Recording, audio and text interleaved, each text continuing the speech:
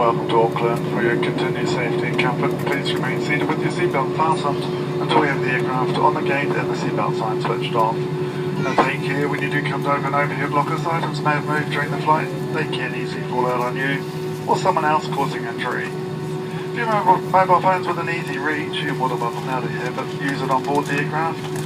However, as you leave the aircraft today, you will not be able to use your mobile phone until you're safely inside the terminal.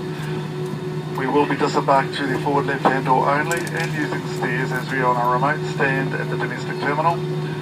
You'll be walking across the tarmac into the building. Take care going down the stairs, use the handrails provided and follow any instructions given to you by the ground team. On behalf of Captain Ben, Stacey and all the team on board today, thank you for choosing to fly with Jetstar. We look forward to seeing you again on another journey soon. From all the team, a very good evening.